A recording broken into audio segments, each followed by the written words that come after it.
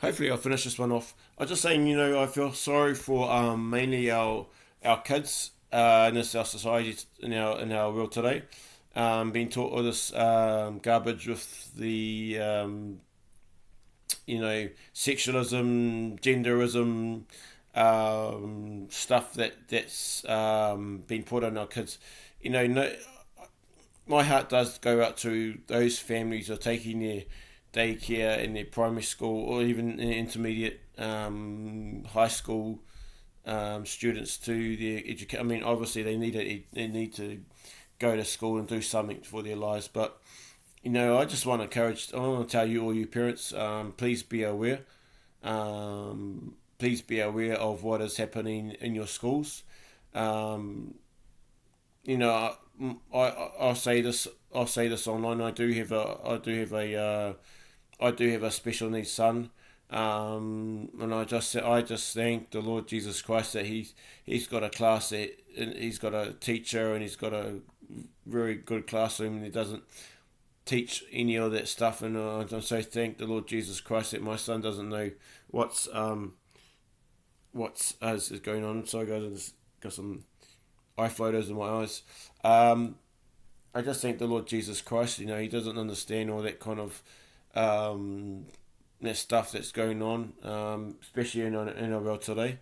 I just like to say to all you guys, all you parents mainly, who do have children, that please be aware of what has been taught at your school. Look, and I think there's a lot of issues that have not been raised as regarding sex and gender at school, abortion rights, and plus mental health, psychiatric drugs, to name about three or four. And I'm sure there's a lot of other issues that have not been properly raised, not underneath the surface anyway. So I just want to say to all you parents out there, look, I'm not here to judge anyone. It's not my thing to do. The Lord is going to do the judging on all peoples in the end. But just to alliterate something that you parents need to be very careful on is, and I think a lot of children are actually going online, to actually have a voice. Is to actually say that you parents need to be aware of what has been taught in the way of sexual genderism garbage, at your school, at your guys' school. And I'm not here to judge the schools. I'm not here to judge any teacher. I'm not here to judge the education system as such. But you parents need to start waking up and actually find out what's been taught at your schools in the way of genderism, sexualism, stuff, because it's not acceptable. It's not acceptable that kids from a primary school daycare level should be taught all this garbage at an early age. It's unacceptable. And being told that your children aren't allowed to consent to parents of changing their genitals, private parts, say from a intermediate, high school level. I don't think it's really acceptable. You're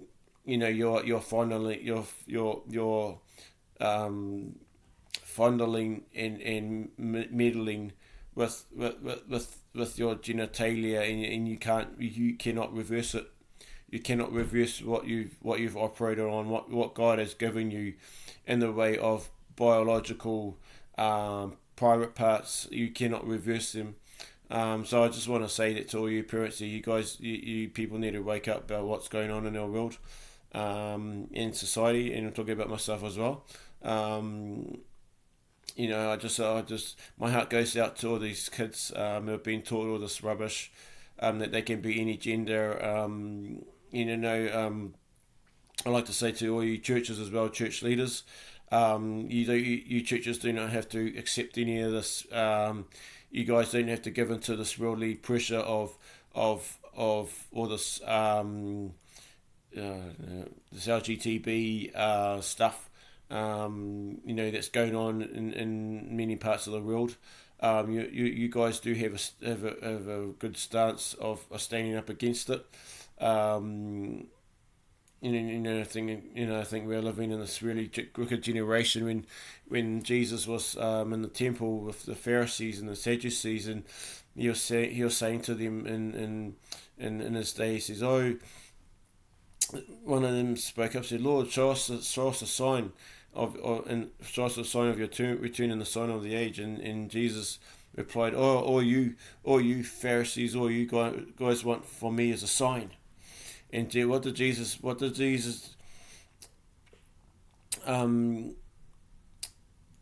Jesus said that, and he also replied, "Well, the sign that I'll only get from you is from the prophet Jonah."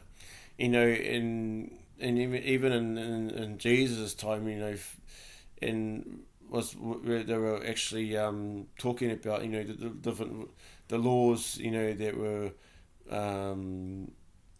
that Jesus didn't even agree with, from Genesis to, I mean, he Jesus himself writ the Torah in the first place. So how could the Pharisees in his day sort of go against what Jesus had already implemented many years ago, many centuries ago.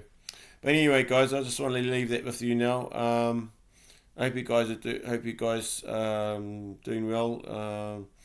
There is a lot of issues in our country, in our world, especially with what's going on. I'd like to say to all you guys, keep the faith, be strong. Just